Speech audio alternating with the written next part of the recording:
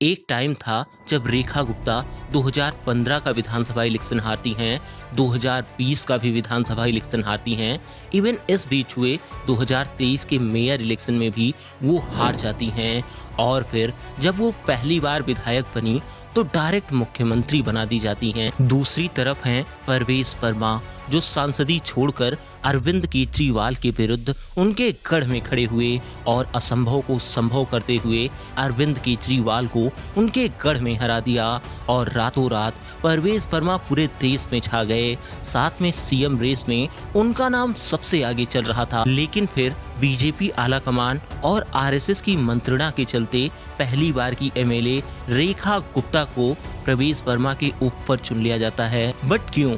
क्या आरएसएस के कहने पर रेखा गुप्ता को सीएम बनाया गया या परवेज वर्मा की बीजेपी आलाकमान से नाराजगी ने उनको सीएम की रेस से बाहर कर दिया? आखिर इसकी वजह क्या थी? आइए शुरू से समझने की कोशिश करते हैं। रेखा गुप्ता का राजनीतिक कैरियर शुरू होता है 1992 में डीयू की छात्र नेता के रूप में, जहां वो एबीवीपी यानी अखिल भारतीय विद्यार्थी परिषद की शुरू से ही मेंबर बन जाती हैं। फिर 1996-97 में रेखा दिल्ली विश्वविद्यालय छात्र संघ की अध्यक्ष बन जाती हैं। अब धीरे धीरे रेखा का राजनीतिक सफर विश्वविद्यालयों से होते हुए देश की एक्टिव पॉलिटिक्स तक पहुंच जाता है। साल 2003-04 में वो भाजपा युवा मोर्चा इकाई की सचिव बनती हैं। फिर 2004 से 2006 तक वो भाजपा युवा मोर्चा की नेशनल सेक्रेटरी बन जाती हैं और फिर 2007 में रेखा उत्तर प्रीतमपुरा सीट से बीजेपी के टिकट पर पार्षद का चुनाव लड़ती हैं और चुनाव जीत जाती हैं। लेकिन अब इस पार्षद का इलेक्शन जीतने के बाद जितने भी इलेक्शन होते हैं उसमें रेखा को जीत का स्वाद चखने के लिए 18 साल का लंबा इंतजार करना पड़ता है, क्योंकि 2011 में जब अन्ना आंदोलन से आम आदमी पार्टी निकली तो उसकी हवा में रेखा जैसी बीजेपी दिल्ली यूनिट के तमाम नेता कहीं उड़ से गए। अन्ना जी कई बार मुझे कहते थे कि राजनीति कीचड़ है, गंदे हो जाएंगे, लेकिन मैं अन्ना जी को समझाया करता था कि अन्ना जी अगर ये राजनीति कीचड़ है तो अब इस कीचड़ के अंदर खुद ही घुसना पड़ेगा और उस कीचड़ को खुद ही सफाई करनी पड़ेगी। जैसे कि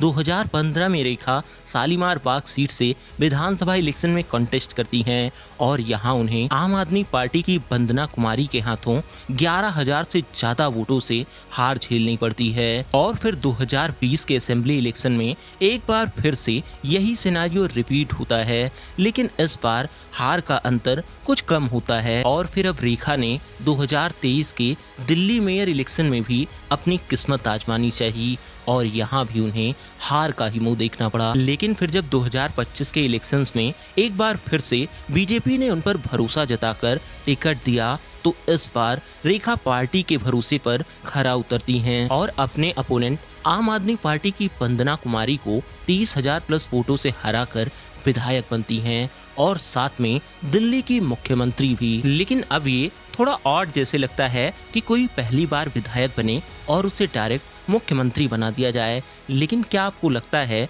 कि बीजेपी ने ये फैसला हवा में लिया होगा? इसके पीछे 11 दिन लंबी मंत्रणा चली है, आधा दर्जन विधायकों के नाम पर चर्चाएं हुई है, फिर जाकर ये फैसला लिया गया है। अब हाँ, इसमें कोई शक नहीं है कि इन 11 दिनों में जो एक नाम सबसे आगे चल रहा था वो था नई दिल्ली सीट से अरविंद केजरीवाल को हराने वाले परवेज वर्मा का। इसके पीछे का सिंपल रीजन ये था कि परवेज वर्मा जाट समुदाय से आते हैं और किसान आंदोलन के बाद से देश भर के जाटों की बीजेपी से नाराजगी है और इसीलिए कयास ये लगाए जा रहे थे कि इसी नाराजगी को दूर करने के लिए बीजेपी परवेज वर्मा को मुख्यमंत्री बना सकती है। लेकिन अगर ये एक पॉइंट परवेज वर्मा के पक्ष में है तो इससे उलट कई ऐसे पॉइंट हैं जो परवेज वर्मा के अपोज में भी थे, जैसे कि परवेज वर्मा का फैमिलियर बैकग्राउंड, क्योंकि उनके पिता साहिब सिंह वर्मा ऑलरेडी बीजेपी से दिल्ली के सीएम रह चुके हैं और अगर बीजेपी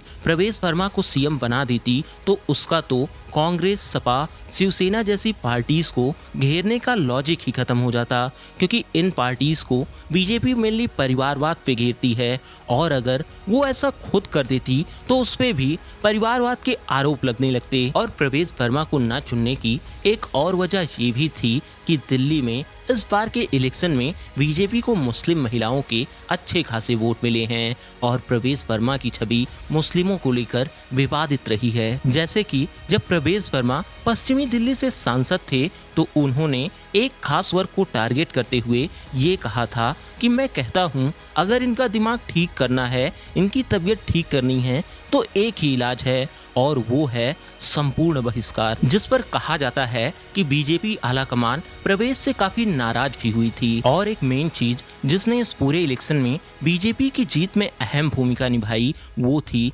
महिला वोटर्स। और आपने दिल्ली इलेक्शन कैंपेन के दौरान देखा होगा कि कैसे बीजेपी का मैनिफेस्टो महिलाओं को फ्रीबीज बांटने के अराउंड ही घूम रहा था। इसलिए कहीं ना कहीं बीजेपी की ये शुरू से मंशा थी कि किसी महिला को ही दिल्ली की कमान सौंपी जाए, जिससे महिलाओं का भरोसा बीजेपी पर और बढ़ सके। और साथ में एट प्रेजेंट बीजेपी रूलिंग किसी भी स्टेट में कोई भी महिला सीएम नहीं थी, इसलिए बीजेपी किसी महिला को सीएम बनाने के ज्यादा पक्ष में थी। लेकिन वो महिला रेखा गुप्ता ही होंगी, इसका क्या लॉजिक है? तो देखिए, इस बार दिल्ली इलेक्शन में बीजेपी की 4 महिलाएं विधायक बनी। नीलम पहलवान, रेखा गुप्ता, पूनम शर्मा और शिखा रॉय। अब पार्टी ने इन चारों के नाम को एनालाइज करा तो बढ़त मिली रेखा गुप्ता को, क्योंकि रेखा गुप्ता के पक्ष में जातिगत समीकरण भी फिट बैठ रहा था।